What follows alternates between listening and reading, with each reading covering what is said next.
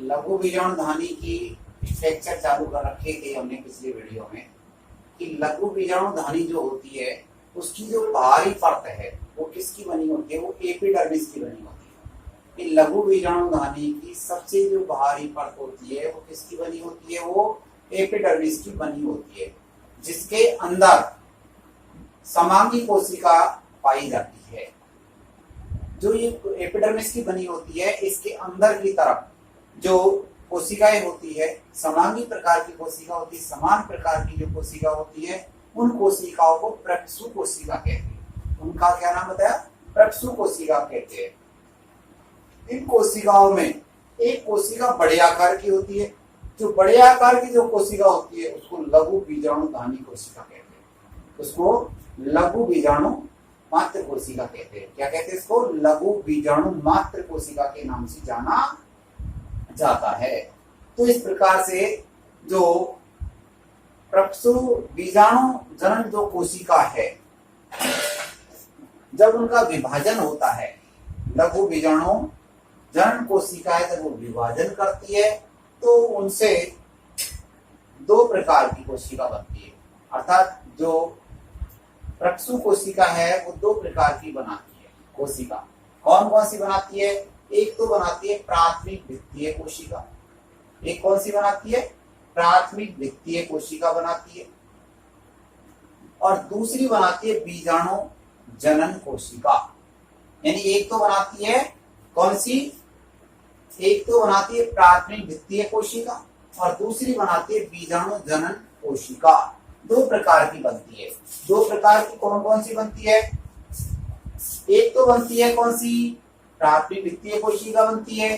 दूसरी कौन सी बनती है, बीजाणु जनन कोशिका बनती है। यानी जो प्रक्षु कोशिका है उनमें कोशिका विभाजन होता है। किसमें होता है, प्रक्षु कोशिका में होता है। प्रक्षु, ये जो प्रक्षु कोशिका है, इन प्रक्षु कोशिका में कोशिका विभाजन होता है और कोशिका विभाजन होने से इससे दो प्रकार की कोशिका बनती है। दो प्रकार की कोशिका कौन सी बनती है, पहले प्रकार की जो बनती है उसको कहते हैं प्राथमिक द्वितीय कोशिका। प्राथमिक द्वितीय कोशिका एक तो बनती है प्राथमिक द्वितीय कोशिका और दूसरी बनती है बीजाणु जनन कोशिका। दूसरी है बीजाणु जनन कोशिका। तो ये किससे बनी, ये प्रक्षु कोशिका में की विभाजन से बनी। कितने प्रकार की बनी, दो प्रकार की बनी।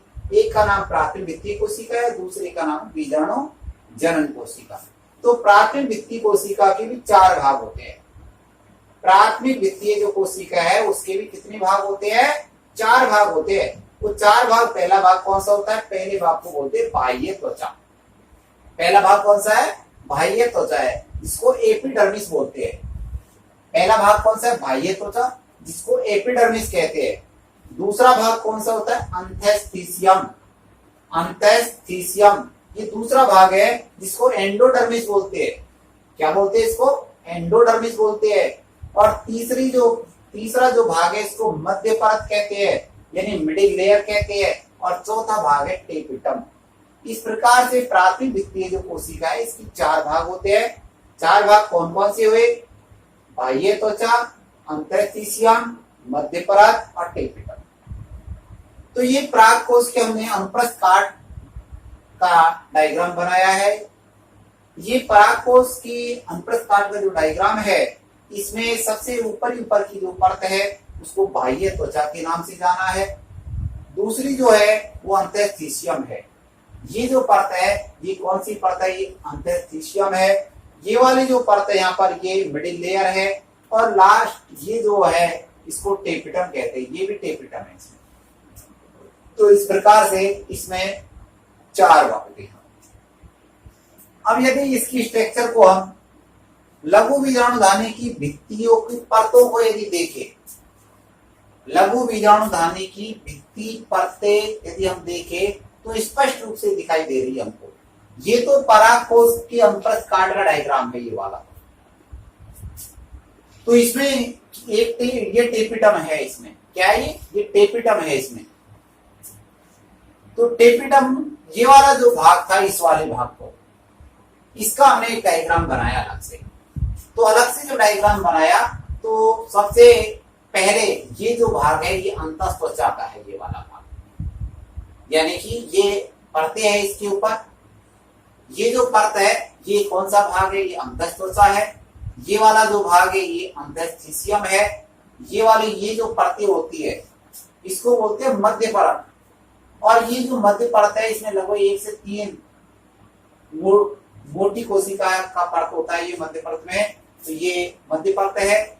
और ये प्रकसु कोशिका से भी बड़े आकार की कोशिका बनती है, जिनको लघु बीजाणु मात्र कोशिका के नाम से जाना जाता है।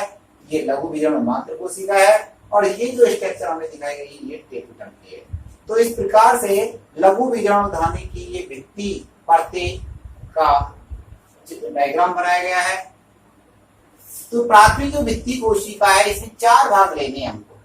तो चारों भागों को हमको लेना है। सबसे पहला भाग लेना है हमको बाह्य त्वचा, यानी कि जो एपिडर्मिस है।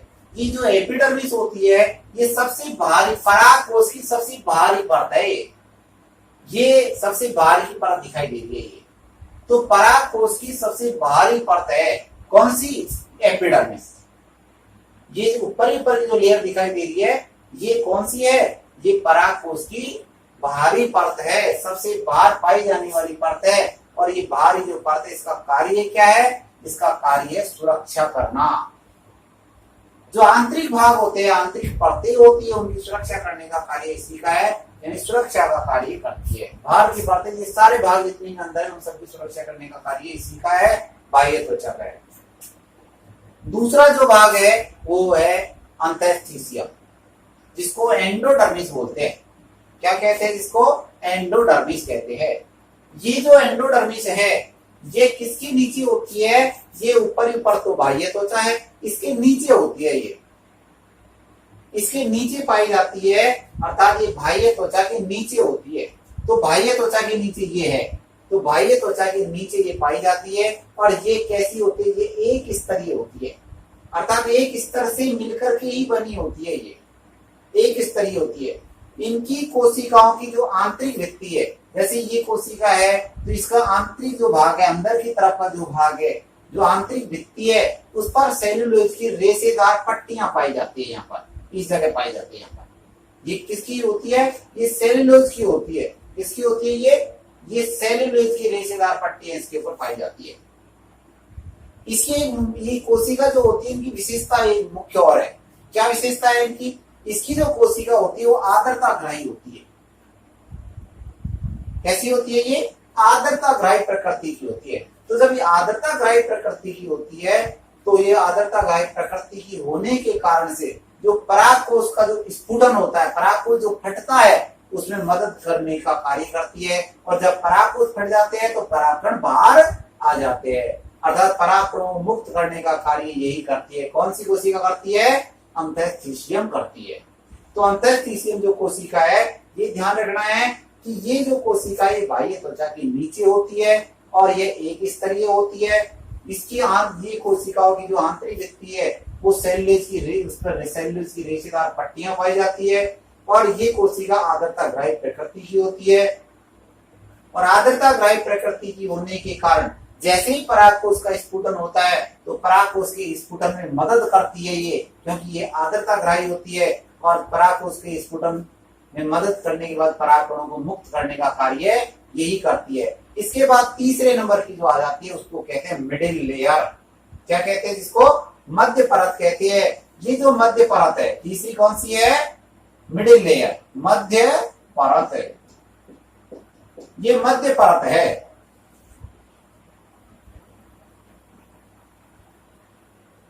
ये जो मध्य परत है वो किसके नीचे होती है, ये अंतःस्थिशियम के नीचे होती है। ये मध्य परत किसके नीचे होती है, ये अंतःस्थिशियम के नीचे होती है, अर्थात मध्य का भाग है एक प्रकार से। ये जो होती है वो 1 से 3, इसमें 1 से लेकर के 3 परतें पाई जाती है। मध्य परत में 1 से लेकर के 3 परतें इसमें पाई जाती है। जब इसकी कोशिकाएं नष्ट हो जाती है तो बीजाणुजन जो ऊतक है उनको ये पोषण प्रदान करने का कार्य करती है। तो इसका कार्य ये हो गया कि बीजाणुजन जो ऊतक है उनको पोषण प्रदान करना। ये कार्य कौन करती है? ये मध्य परत करती है। अर्थात मध्य परत का कार्य क्या हुआ कि बीजाणुजन जो ऊतक होते हैं उनको पोषण प्रदान करने का कार्य कौन करती है? ये मध्य परत करती है। इसके बाद प्राथमिक द्वितीय कोशिका का चौथा भाग आ गया, जिसको कहते हैं टेपिटम। चौथा भाग कौन सा है इसका? टेपिटम के नाम से इसको जाना जाता है, जिसको पोषूतक के नाम से भी जानते हैं। पोषूतक के नाम से इसको जाना जाता है, पोषूतक। पोषूतक, ये पोषूतक के नाम से इसको जाना जाता है। किसको जाना जाता है? ये टेपिटम को जाना जाता है। क्या कहते हैं इसको? इसको पोषूतक ऊतक के नाम से भी जाना जाता है। तो ये पोषूतक ऊतक है। तो पोषूतक ऊतक कौन सा हुआ? ये टेपिटम हुआ। तो ये चौथा भाग है। प्राथमिक द्वितीय कोशिका का चौथा भाग कौन सा है? टेपिटम है। तो टेपिटम सबसे अंदर की परत है, यानी परागकोश के सबसे अंदर की परत का नाम है। तो क्या है? अंदर की परत का नाम है टेपिटम है। अर्थात ये परागकोश के सबसे अंदर की परत है, सबसे भीतर की परत है, जिसको हम क्या कहते हैं? टेपिटम कहते हैं। ये जो टेपिटम है, इसके अंदर दो प्रकार की कोशिका पाई जाती है। टेपिटम में दो प्रकार की कोशिका पाई जाती है। दो प्रकार की कोशिका कौन कौन सी होती है? एक होती है अमीबीय कोशिका, अमीबीय, और दूसरे नंबर की होती है स्रावी, स्रावी, जिसका दूसरा नाम है ग्रंथिल कोशिका, ग्रंथिल कोशिका। एक तो होती है स्रावी कोशिका और एक होती है अमीबीय कोशिका। जो अमीबीय कोशिका है, इसका एग्जांपल देते हैं टाइफा, टाइफा। और स्रावी जो कोशिका है, इसका उदाहरण द्विबीजपत्री पादप ले लेते हैं, द्विबीजपत्री पादप, पादप। तो इस प्रकार से ये प्राथमिक द्वितीय कोशिका के चार भाग में पहला भाग लिया हमने बाह्य त्वचा, दूसरा भाग लिया अंतःशिशिया, तीसरा भाग लिया मध्य परत और चौथा भाग लिया हमने टेपिटम। तो तीसरा भाग हम लेते हैं, तीसरा भाग हम लेते हैं प्राथमिक द्वितीय कोशिका का तीसरा भाग है मिडिल लेयर। कौन सा भाग है? Middle layer. ये जो मिडिल लेयर है, वैसे तो अंतःशिशियम के नीचे होती है, इसलिए इसको बीच की परत कहते हैं। अर्थात ये बीच की परत है। भाई ऊपर ही ऊपर जो आई थी उसका तो नाम हमने दिया था बाह्य त्वचा।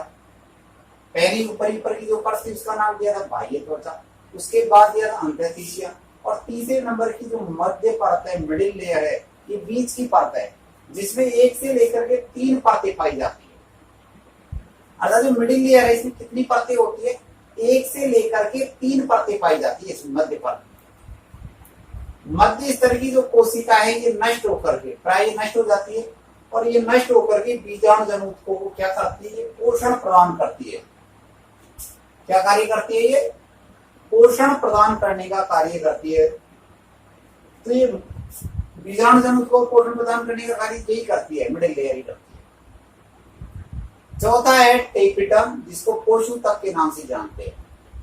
यानी कि ये जो टेपिटम है, यह टेपिटम प्राथमिक द्वितीय कोशिका की सबसे अंदर की परत है। प्राथमिक द्वितीय कोशिका की सबसे अंदर की जो परत है, उसी को टेपिटम कहते हैं। इसकी कोशिकाओं का जीव द्रव्य, यानी टेपिटम की जो कोशिका होती है, उनका जो जीव द्रव्य वो कैसा होता है? गाढ़ा होता है। और इन कोशिकाओं में केंद्रक भी बड़े आकार का होता है। केंद्र कैसा होता है? बड़े आकार का होता है। वो केंद्र जो होता है वो भी सुस्पष्ट होता है, आकार का भी बड़ा है और सुस्पष्ट भी होता है। इसमें जो टेपिटम है, इसमें 2 प्रकार की कोशिका पाई जाती है। अर्थात टेपिटम में कितनी प्रकार की कोशिका पाई जाती है? 2 प्रकार की होती है। पहले प्रकार की है अमीबीय कोशिका और दूसरे प्रकार की है स्रावी या ग्रंथिल कोशिका। 2 प्रकार की कोशिका होती है। पहले प्रकार की है अमीबीय कोशिका और दूसरे प्रकार की है स्रावी या ग्रंथिल कोशिका। पहले प्रकार की है अमीबीय कोशिका। जो अमीबीय कोशिका है इसमें टेपिटम की जो कोशिका है वो बड़ी होकर के एक दूसरे से जुड़ जाती है और जुड़ करके पेरिप्लाज्मोडियम का निर्माण करती है। अर्थात टेपिटम की जो कोशिका एक दूसरे से जुड़ जाती है और जुड़ने के बाद पेरिप्लाज्मोडियम बनाती है। ये कोशिका फिर क्या करती है, ये अमीबा की तरह गति करती है। जैसे अमीबा चलता है वैसे वैसे अमीबा की तरह चलती है और बीजाणु मात्र कोशिकाओं के बीच में चले जाती है और वहां जाने के बाद क्या करती है, पराग कणों को पोषण प्रदान करने का कार्य करती है। तो कार्य क्या हो गया, पराग कणों को पोषण प्रदान करना। तो ये टेपिटम का ही कार्य हुआ, क्योंकि टेपिटम की तो कोशिका है, इसलिए ये वहां जा करके बीच में चली जाएगी और जाने के बाद पराग कणों को पोषण प्रदान करने का कार्य करती है।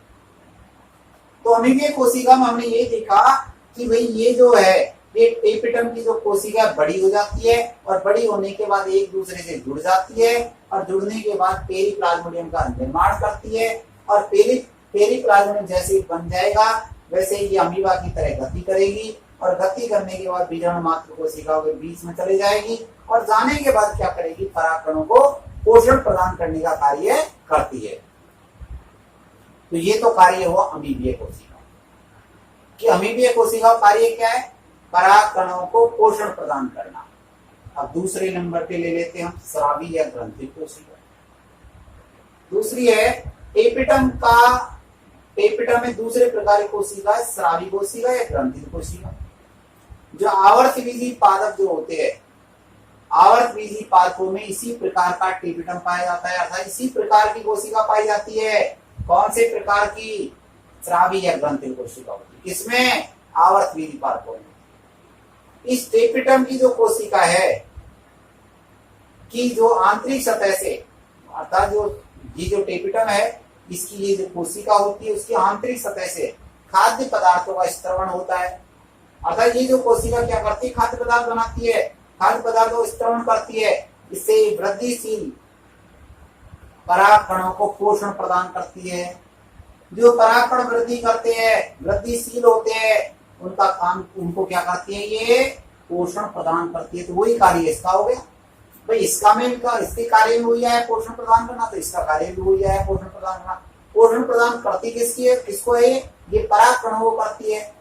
तो पराग कणों को पोषण प्रदान करने का कार्य कौन करता है, टेपिटम करता है। अर्थात जो विकासशील पराग कण है, अर्थात जो वृद्धि कर रहे जो पराग कण है, उनको पोषण प्रदान करने का कार्य कौन करती है, टेपिटम करती है। वेरी इंपॉर्टेंट लाइन कि टेपिटम का कार्य।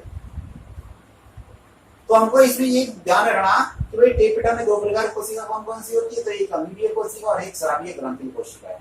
अब जो इंपॉर्टेंट प्रश्न है हमारा टेपिटम के कार्य, ये एक महत्वपूर्ण प्रश्न है। वैसे भाई टेपिटम का कार्य क्या है, टेपिटम का जो कार्य है वो है, पहला कार्य, क्योंकि हम यहाँ से ले सकते हैं कि पराग कणों को पोषण प्रदान करना।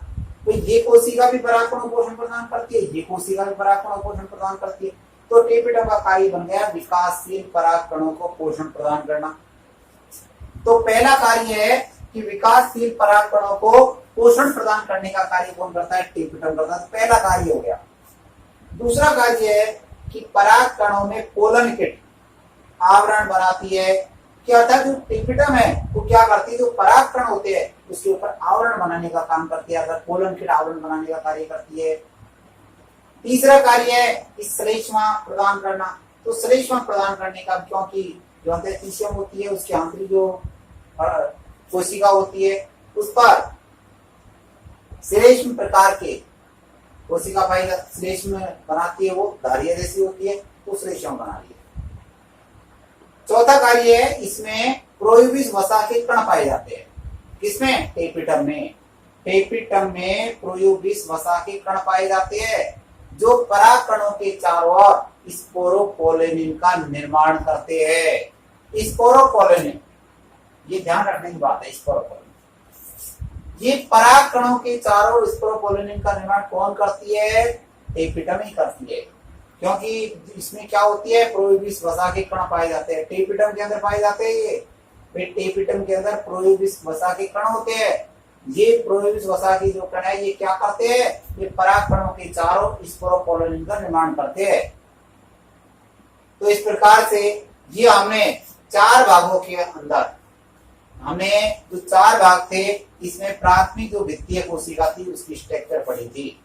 प्राथमिक वित्तीय कोशिका की, प्राथमिक वित्तीय कोशिका की संरचना लिए। तो प्राथमिक वित्तीय कोशिका के 4 भाग लिए थे हमने। पहला भाग एपिडर्मिस लिया था, जिसको बाह्य त्वचा कहते हैं।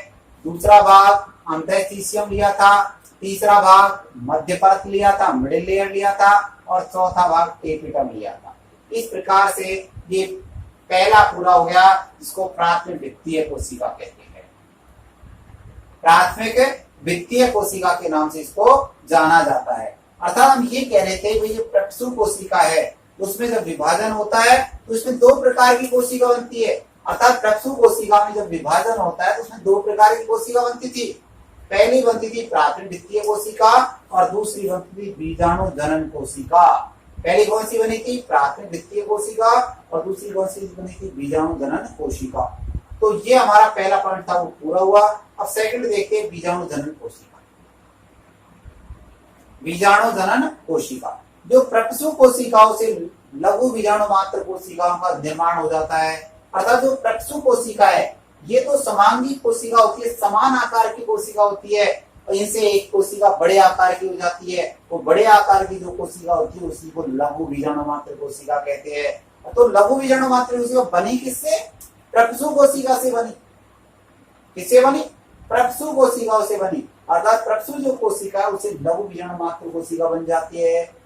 और फिर ये कोशिका जब बन जाती है तो इसमें अर्धसूत्री विभाजन होता है। कौन सा विभाजन होता है? अर्धसूत्री विभाजन होता है। कौन सा विभाजन होता है इसमें? अर्धसूत्री विभाजन होता है। किसमें? लघु बीजाणु मात्र कोशिका में। लघु बीजाणु मात्र कोशिका में अर्धसूत्री विभाजन होता है। और अर्धसूत्री विभाजन होने से 4 लघु बीजाणु बनते हैं। कितने बनते हैं? 4 लघु बीजाणु बनते हैं। अर्थात हम कह सकते हैं 4 परागकण बनते हैं। इसी को लघु बीजाणु जनन भी कहते हैं। क्या कहते हैं इसको? लघु बीजाणु जनन कहते हैं। अर्थात लघु बीजाणु धानी में जो परागकण बनते हैं, और कितने परागकण बनते हैं? 4 बनते हैं। इस क्रिया को लघु बीजाणु जनन कहते हैं। तो इस प्रकार से हमने लघु बीजाणु धानी की ये पूरी आदि स्ट्रक्चर हमारी कंप्लीट हो गई है। इसमें कंप्लीट